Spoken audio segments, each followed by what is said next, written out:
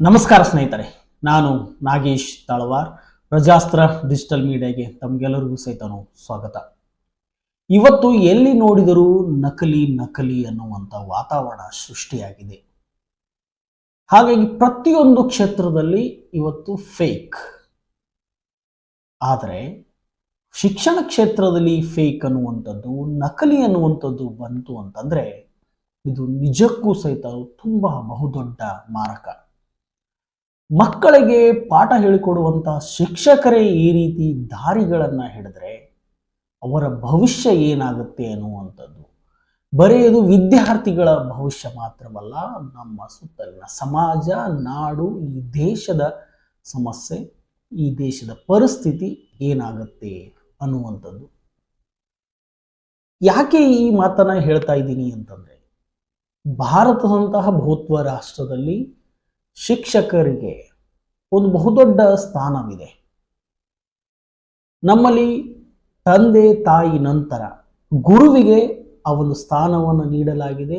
ಪ್ರತಿಯೊಬ್ಬರು ಸಹಿತನು ಅತ್ಯಂತ ಗೌರವದಿಂದ ನೋಡಿಕೊಳ್ಳುವಂತಹ ಅಥವಾ ಅವರನ್ನ ಪ್ರೀತಿಯಿಂದ ಕಾಣುವಂತಹ ಯಾವುದಾದ್ರೂ ಒಂದು ಕ್ಷೇತ್ರ ಅಥವಾ ವೃತ್ತಿ ಅನ್ನೋದೇನಾದರೂ ಇದ್ರೆ ಅದು ಶಿಕ್ಷಕ ವೃತ್ತಿ.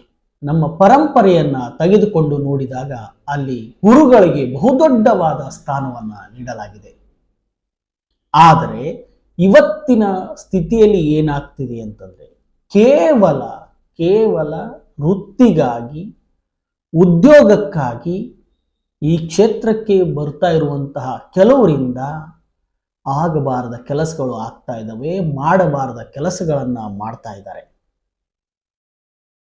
ಈಗ ಸಾಕಷ್ಟು ಚರ್ಚೆಯಲ್ಲಿ ಇರುವಂತಹ ವಿಚಾರ ಯಾವ್ದಪ್ಪ ಅಂತಂದ್ರೆ, ಅತಿಥಿ ಉಪನ್ಯಾಸಕರು ಅಥವಾ ಪ್ರಾಧ್ಯಾಪಕ ಕ್ಷೇತ್ರಕ್ಕೆ ಬರಬೇಕು ಅನ್ನುವಂಥವ್ರು, ಅದರಲ್ಲಿ ಮುಂದುವರಿಬೇಕು ಅನ್ನುವಂಥವ್ರು, ಆ ಕ್ಷೇತ್ರದಲ್ಲಿ ಇರಬೇಕು ಅನ್ನೋ ಕಾರಣಕ್ಕೆ UGC ಹೊಸದಾಗಿ ತಂದಂತಹ ನಿಯಮದ ಪ್ರಕಾರ PhD ಕಡ್ಡಾಯ ಅನ್ನುವಂಥದ್ದು. ಅವರು KCET ಅಲ್ಲಿ ಪಾಸ್ ಆಗಿರಬೇಕು ಮತ್ತು ನೆಟ್ ಪಾಸ್ ಆಗಿರಬೇಕು. ಅಂದ್ರೆ ಇದಕ್ಕಿಂತ ಪೂರ್ವದಲ್ಲಿ ಈ ರೀತಿಯಾಗಿ ಯಾವುದೇ ರೀತಿಯಾದಂಥ ನಿಯಮಗಳು ಇರಲಿಲ್ಲ. ಆದರೆ ಇತ್ತೀಚೆಗೆ ಬಂದಂತಹ ನಿಯಮದಿಂದಾಗಿ ಆ ಕ್ಷೇತ್ರದಲ್ಲಿ ತಮ್ಮ ಸ್ಥಾನವನ್ನು, ತಮ್ಮ ಉದ್ಯೋಗವನ್ನು ಉಳಿಸಿಕೊಳ್ಬೇಕು ಅನ್ನುವಂತಹ ಕಾರಣಕ್ಕೆ ಕೆಲವು ಈ ಅತಿಥಿ ಉಪನ್ಯಾಸಕರು, ಪ್ರಾಧ್ಯಾಪಕರು ಏನಿದ್ದಾರೆ ಅವರು ನಕಲಿ PhD ಸರ್ಟಿಫಿಕೇಟ್ಗಳನ್ನು ತೆಗೆದುಕೊಂಡು ಬರ್ತಾ ಇದ್ದಾರೆ ಅನ್ನುವಂತಹ ಬಹುದೊಡ್ಡ ಜಾಲವೊಂದು ಪತ್ತೆಯಾಗಿದೆ. ಕರ್ನಾಟಕದಲ್ಲಿ ಈ ರೀತಿಯಾಗಿ ನಕಲಿ PhD ಸರ್ಟಿಫಿಕೇಟ್ಗಳನ್ನ ತಂದು ತಾವು ಕೆಲಸ ಮಾಡ್ತಾ ಇರುವಂತಹ ಕಾಲೇಜ್ನಲ್ಲಿ ಅದನ್ನ ಅವರು ನೀಡುವ ಮುಖಾಂತರ ತಮ್ಮ ಉದ್ಯೋಗವನ್ನ ಮುಂದುವರಿಸಿಕೊಂಡು ಹೋಗುವ ಕೆಲಸಗಳನ್ನ ಮಾಡ್ತಾ ಇದ್ದಾರೆ ಅಂತ ತಿಳಿದು ಬಂದಿದೆ. ಅದರಲ್ಲೂ ವಿಜಯಪುರ ಜಿಲ್ಲೆಯಲ್ಲಿಯೇ, ಗುಮ್ಮಟನಗರಿ ವಿಜಯಪುರ ಜಿಲ್ಲೆಯಲ್ಲಿಯೇ ಸರಿಸುಮಾರು 20 ರಿಂದ 30 ಈ ರೀತಿಯ ಅತಿಥಿ ಉಪನ್ಯಾಸಕರು ನಕಲಿ PhD ಸರ್ಟಿಫಿಕೇಟ್ಗಳನ್ನ ತೆಗೆದುಕೊಂಡು ಬಂದಿದ್ದಾರೆ ಎಂದು ಹೇಳಲಾಗ್ತಾ ಇದೆ.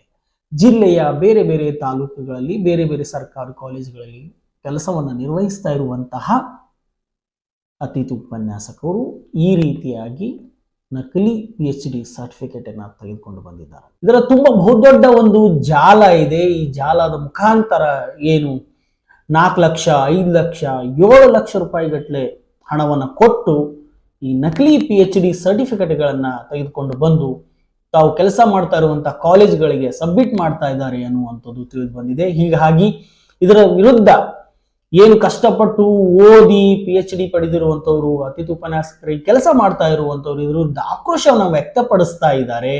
ಏನು ಈ ಉನ್ನತ ಶಿಕ್ಷಣ ಸಚಿವರು ವಿರುದ್ಧ ಅವರು ಸುಧಾಕರ್ ಅವರು ಏನಿದ್ದಾರೆ ಇದ್ರ ಬಗ್ಗೆ ಕ್ರಮವನ್ನ ತೆಗೆದುಕೊಳ್ಬೇಕು, ಈ ನಕಲಿ ಜಾಲವನ್ನ ಪತ್ತೆ ಹಚ್ಚಬೇಕು, ಈ ನಕಲಿ PhD ಸರ್ಟಿಫಿಕೇಟ್ಗಳನ್ನು ಯಾರೆಲ್ಲ ಅತಿಥಿ ಉಪನ್ಯಾಸಕರು ತೆಗೆದುಕೊಂಡು ಬಂದಿದ್ದಾರೆ ಅವರ ವಿರುದ್ಧ ಸೂಕ್ತವಾದ ಕಾನೂನು ಕ್ರಮವನ್ನ ತೆಗೆದುಕೊಳ್ಬೇಕು ಅಂತ ಹೇಳಿ ಉಳಿದಂತಹ ಏನು ಅತಿಥಿ ಉಪನ್ಯಾಸಕರಿದ್ದಾರೆ ಅವರು ತಮ್ಮ ಆಕ್ರೋಶವನ್ನ ವ್ಯಕ್ತಪಡಿಸ್ತಾ ಇದ್ದಾರೆ. ವಿಜಯಪುರ ಜಿಲ್ಲೆ ಸಿಂದಗಿಯಲ್ಲಿಯೂ ಸಹಿತನು ಈ ನಕಲಿ PhD ಸರ್ಟಿಫಿಕೇಟ್ ಅನ್ನ ತೆಗೆದುಕೊಂಡು ಬಂದಿದ್ದಾರೆ ಎಂದು ಹೇಳಲಾಗ್ತಾ ಇದೆ. ಅವರು ಯಾರು ಅನ್ನುವಂತಹ ಪ್ರಶ್ನೆ ಮತ್ತು ಕುತೂಹಲ ಈ ಭಾಗದ ಜನರಲ್ಲಿ ಮತ್ತು ಶಿಕ್ಷಕರಲ್ಲಿ ಮೂಡಿದೆ.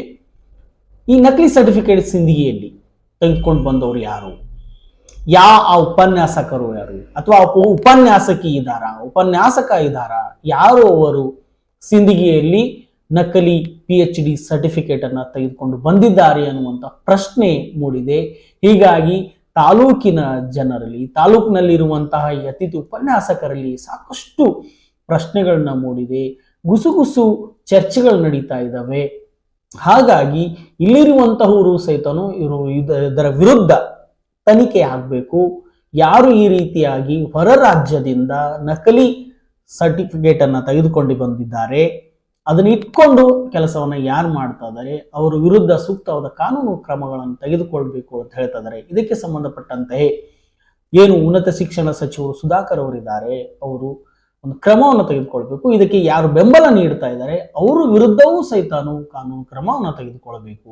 ಅವರು ಈಗಾಗಲೇ ಹೇಳಿದ್ದಾರೆ, ಅಂದ್ರೆ ಈ ಸರ್ಟಿಫಿಕೇಟ್ ತೆಗೆದುಕೊಂಡು ಬಂದಾಗ ನಾವು ಆ ಕಾಲೇಜಿನ ಮುಖ್ಯಸ್ಥರು ಏನಿದ್ದಾರೆ, ಪ್ರಿನ್ಸಿಪಲ್ಗಳು ಏನಿದ್ದಾರೆ, ಅವರ ಒಂದು ಉಸ್ತುವಾರಿಯಲ್ಲಿ ಅದರ ಒಂದು ಪರಿಶೀಲನೆ ಎಲ್ಲ ನಡೀತದೆ ಅಂತ ಹೇಳ್ತಾ ಇದ್ದಾರೆ.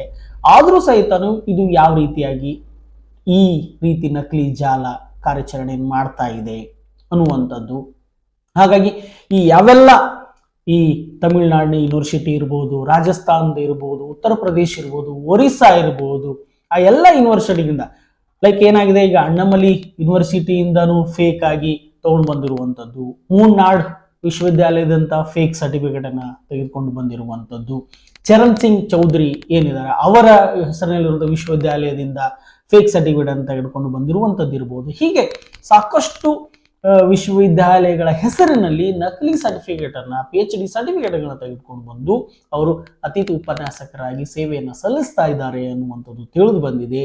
ಈ ಒಂದು ಜಾಲ ಏನಿದೆ ಅದನ್ನು ತೆಗೆದುಕೊಂಡು ಬಂದಿದ್ದಾರೆ ಯಾರಿದ್ದಾರೆ, ಅವ್ರ ವಿರುದ್ಧ ಸೂಕ್ತವಾದ ಕಾನೂನು ಕ್ರಮ ಆಗ್ಬೇಕು ಅಂತ ಹೇಳಿ ಏನು ಉಳಿದಂತಹ ಅತಿಥಿ ಉಪನ್ಯಾಸಕರು ಏನಿದ್ದಾರೆ, ಅವರು ಕಷ್ಟಪಟ್ಟು ಏನು ಓದ್ತಾ ಇದ್ದಾರೆ, PhD ಅನ್ನ ಮಾಡ್ತಾ ಇದ್ದಾರೆ, ಅದಕ್ಕೆ ಸಂಬಂಧಪಟ್ಟಂತ ಎಲ್ಲ ಏನು UGC ಮಾನದಂಡದಲ್ಲಿ ಏನು ಅವರು ಕೆಲಸವನ್ನ ಮಾಡ್ತಾ ಇದ್ದಾರೆ, ಅವರು ಈ ರೀತಿಯಾಗಿ ಯಾರೆಲ್ಲ ಫೇಕ್ ಸರ್ಟಿಫಿಕೇಟ್ ತಗೊಂಡ್ಕೊಂಡು ಬಂದಿದ್ದಾರೆ ಅವರ ವಿರುದ್ಧ ಸೂಕ್ತವಾದ ಕಾನೂನು ಕ್ರಮ ತೆಗೆದುಕೊಳ್ಬೇಕು ಅನ್ನುವಂಥ ಆಗ್ರಹವನ್ನ ಮಾಡ್ತಾ ಇದ್ದಾರೆ. ಪ್ರಜಾಸ್ತ್ರ ಡಿಜಿಟಲ್ ಮೀಡಿಯಾದಲ್ಲಿ ಬರ್ತಾ ಇರುವಂತಹ ಸ್ಟೋರಿಗಳು, ವರದಿಗಳು ತಮಗೆ ಇಷ್ಟವಾದಲ್ಲಿ ಲೈಕ್ ಮಾಡಿ, ಶೇರ್ ಮಾಡಿ, ಸಬ್ಸ್ಕ್ರೈಬ್ ಮಾಡಿ ಮತ್ತು ಫಾಲೋ ಮಾಡೋ ಮುಖಾಂತರ ನಮಗೆ ಬೆಂಬಲ ನೀಡಬೇಕು ಅಂತ ಕೇಳ್ಕೊಳ್ತಾ ಇದ್ದೀನಿ. ಧನ್ಯವಾದಗಳು.